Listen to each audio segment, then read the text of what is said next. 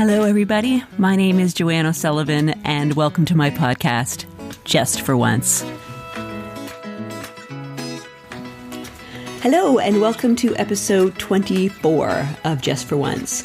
When last I left you in episode 23, I was trying to write a set on technology so I could submit something to the Winnipeg Comedy Festival. And this would be the first time since I started this whole process that I actually submitted something to one of the major festivals. So I really wanted to make sure I did it.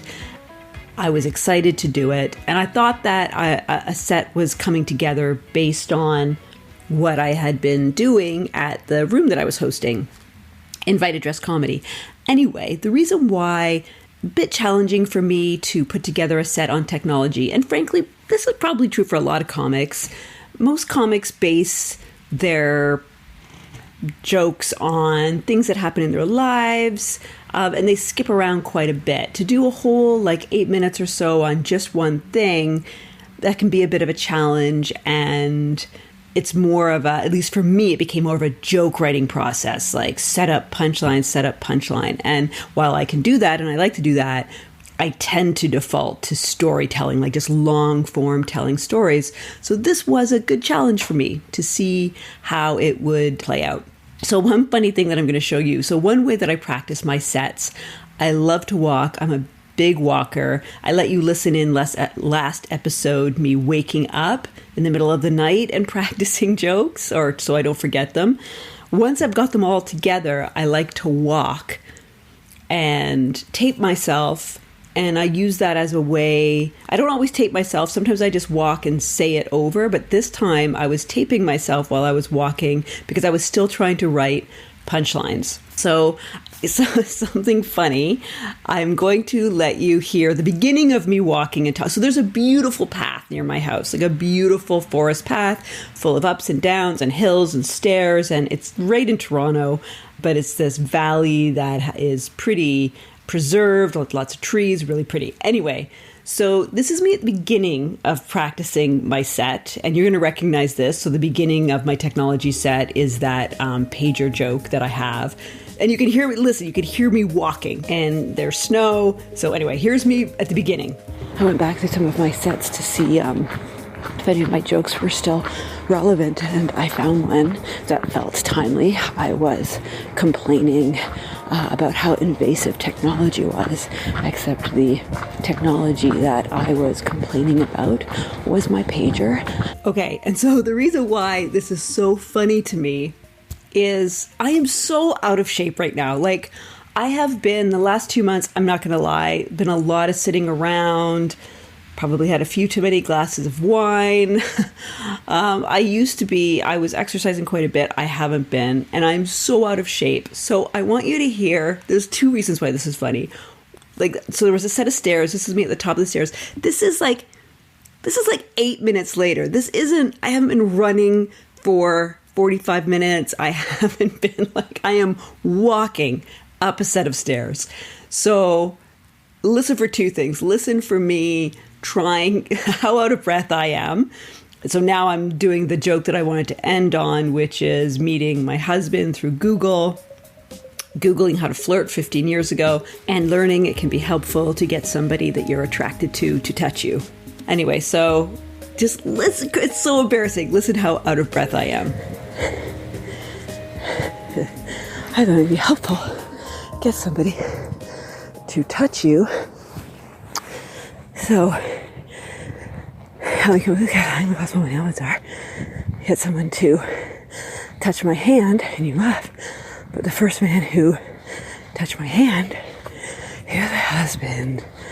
And I'm so glad that happened 15 years ago.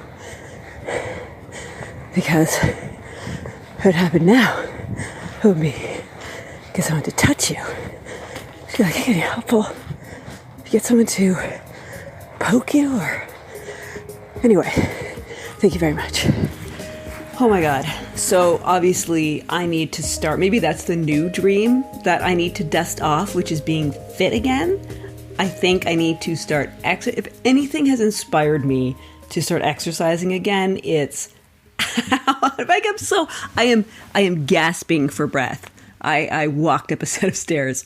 Anyway, there, I shared that with you. The poke that I'm talking about, so you can see me trying to work out a punchline, which is also kind of funny to me. I'm thinking, you remember on Facebook poking, like how you would poke somebody? That's what I was trying to go for there. I don't even know if that still exists, that poking feature. I didn't mean like walking up and like poking them, although that would also be funny. Anyway, I finally did come up with a punchline for that joke. The premise was that Google, 15 years ago, when I Googled how to flirt, it told me to get somebody to touch me. And that's how I came up with the look how small my nail beds are, to get somebody to touch my hands. So I said that I'm glad that, I was born then and not now, because if I Googled how to flirt now, it would probably be send a naked picture of yourself, with the punchline being, but you know what? The smallness of my nail beds just doesn't read in pictures. So kind of corny. I don't know. When I first thought of it, I was like, oh my God, that's so funny. I'm still not sure 2 sets later if I'm right, but I will tell you what happened. So the first opportunity I had to do my whole technology set, it was weird. Like a huge birthday party came in right at the beginning of my set, and they were all ordering during my set, and they were lovely, really smiley, totally threw me. Even things that just I know get laughs. I was getting smiles, but people were ordering beers and food, and it was just weird. But I did try that joke, that last joke, my punchline. It did not really work. And then I kind of made fun of the fact that it didn't work, and then that kind of worked. So here's my first of 2 tries to get this ready for the Winnipeg Comedy Festival. And I learned that it can be very helpful to get somebody that you are attracted to touch you, which helped me come up with this killer line. Look how small my nail beds are. Get them to touch me, right? And you laugh, kind of. But the first man who touched my hand 3 years later, he was my husband. And to me, it was my husband. And I'm actually glad that I was born in that generation, because I feel like if I had Googled now how to flirt, it might have told me something along the lines of, it can be helpful if you're attracted to a man to send him a naked picture of yourself. And I have to be honest, the tininess of my nail beds just doesn't read in pictures. That sounds new. Kind of, right? That's sort of funny. That's almost there. That will get better. That was my first try, and you can hear the mumbling and the talking and the plates being delivered, and you know what? That's life. That's doing comedy in a bar. So I was videotaping that, and I knew halfway through that I could never use it for Winnipeg. Just the noise levels were so loud and I wasn't getting the laughs. But I had one more try. So the next night I showed up at another bar. It's a comedy room I've done lots of times previous, like 15 years ago, and really friendly host and usually lots of nice people. But I get there and there's the host and there's me and another comic also. And also, the sets are due the next day. Like the comedy festival sets are due the next day. So it's me and another comic both trying literally our last chance to get these sets in. And it's only me and him and no audience, not even any other comics. And the host is like, the other comics said they would come late. So the show's supposed to start at 9. And I'm like, oh, this is so sad. Obviously, we're not going to get an audience. I'm not going to get this in. And it had meant something to me getting it in. I had challenged myself to write a set to finally submit to one of the major Canadian festivals. And I just wanted to meet that commitment. Not for this podcast, I wanted to meet it. I just wanted to meet it. And I was like, well, that's too bad. I really tried and it's due tomorrow. But then, we were supposed to start at 9. By 9:45, there was like 3 more comics and I think 4 audience members. So there was about 8 of us in the room. And because the other comic wanted to tape his set too, and it's a practice room, the comics who showed up wanted to practice, we decided to do the show. So I'll let you hear how that final joke went. Which helped me come up with this killer line. Look how small my nail beds are. To get him to touch my hand, right? And you laugh. But the first man who touched my hand, 3 years later, he was my husband. He was. And I'm glad that was then, because I feel like if I had Googled how to flirt now, it would have told me something like, send them a naked picture of yourself. And to be honest, the smallness of my nail beds just doesn't read in pictures. So a bit better of a response, and the very small crowd actually turned out to be very warm and very lovely. The videotape was good, so I decided to send it. Yay! I did it. Like, right down to the wire, I did it. I got it in. And we'll see what happens. But I'm just proud that I challenged myself to do this thing, and I did it, and we'll see. But yay, I got it in right under the wire. And it's strange, through the putting together of that set, I ran into somebody who runs a different room in Toronto.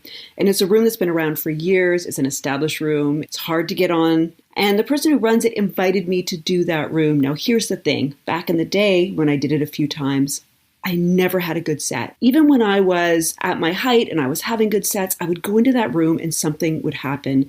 It was like a dark cloud that I just could not break through. It was a nemesis room. And I think it was true for a few comics. I don't know what it was. Anyway, I got invited to do it. And so I have that coming up. I'm going to try to get out a few more times and practice before I do that room. And I'm nervous, and we'll see how it goes. Fingers crossed. But yeah, so that's going to be my next episode, how that goes. And in the meantime, I hope you are all dusting off your dreams, trying things out, doing things that scare you. If you want to follow me on Instagram, it's Just For Once Podcast, or you can email me, justforoncepodcast@gmail.com. If you feel so inclined, if you're enjoying the podcast, you can give me a review on iTunes or anywhere that you listen to podcasts. Holidays are coming. Be safe. Have fun. And yeah, thanks for listening. Bye.